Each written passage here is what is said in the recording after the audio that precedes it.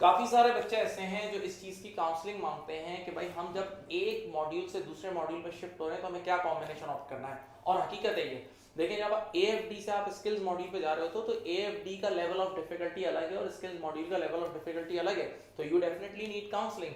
तो इसी तरह जब आप अप्लाइड स्किल्स के बाद स्ट्रेटेजिक लेवल पे मूव कर रहे होते हैं तो यू नीड काउंसलिंग। तो नॉर्मली बच्चे पहला पेपर एसबीआर ऑप्ट कर रहे होते हैं क्योंकि इसका पास रेट भी बहुत अच्छा है, इसमें इंडस्ट्री में इसकी बहुत डिमांड भी है, मेजॉरिटी इंप्लॉयर्स आईएफआरएस की नॉलेज आपकी चेक कर रहे होते हैं और ये एफआर से कंटिन्यूड नॉलेज है, तो बच्चे की एफआर की नॉलेज भी इस पर काम आ रही होती है। अब जब उसने कंपलसरी पेपर ऑप्ट कर लिया तो अगला है उसके पास ऑप्शनल पेपर्स हैं।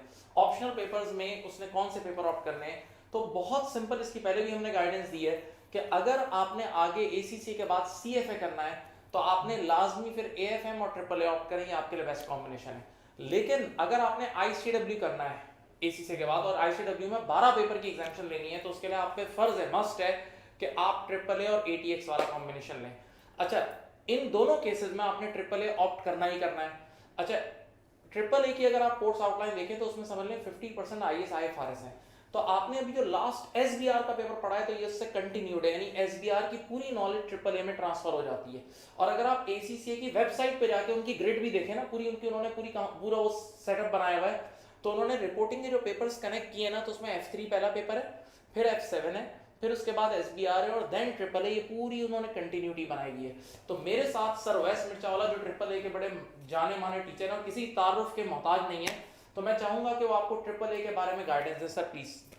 देखिए, जब हम ट्रिपल ए के एग्ज़ाम पर बात करते हैं तो ट्रिपल ए में audit activity financial statement focused होती है।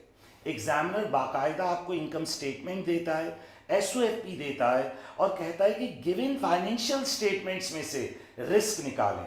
एसबीआर में जैसे आपके पास ट्रायल बैलेंस के साथ बाकायदा ट्रांजैक्शन एडजस्टमेंट्स आती हैं, बिल्कुल इसी तरह ट्रिपल ए में वो आपको ट्रांजैक्शंस देता है और कहता है इनका ऑडिट करें।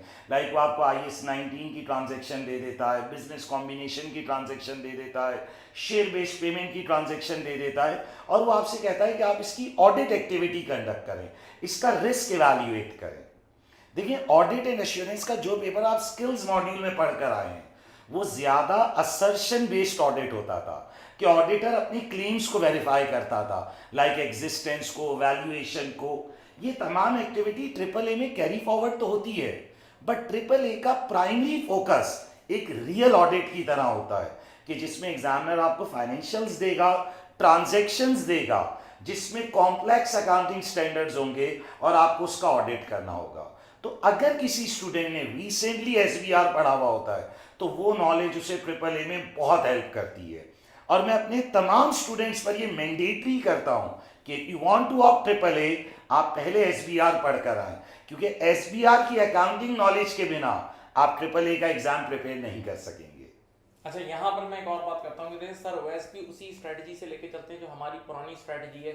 आपको नॉर्मल पूरे लेक्चर्स भी देंगे, फिर रिवीजन डेज आपको प्रोवाइड करेंगे, उसके बाद आपको मार्किंग फैसिलिटी देंगे, बार बार मार्किंग फैसिलिटी मिलती है, यानी आप रूटीन अपनी स्क्रिप्ट चेक करा सकते हैं, अपना मॉक मार्क करवा सकते हैं। और इनका टीचिंग स्टाइल भी ऐसा ही है कि बात स्क्रैच से शुरू करते हैं, मल्टीपल टाइम्स रिपीट करते हैं तो बात बहुत आराम से समझ में आ जाती है। प्लस इनके इनके ट्रिपल ए के लेक्चर्स के साथ हम एसबीआर के लेक्चर्स भी इनके एलएमएस में इंक्लूडेड हैं मेरे, ताकि बच्चे जो चीज़ रिवाइज करना चाहें पुरानी वो रिवाइज भी कर सकते हैं। हमारे समरी नोट्स भी अवेलेबल हैं। तो उम्मीद है आप लोग को ये बातें बहुत बेनिफिशियल रही होंगी। आप लोग के लिए अपना बहुत ज़्यादा ख्याल रखिएगा। अल्लाह हाफिज़। Thank you.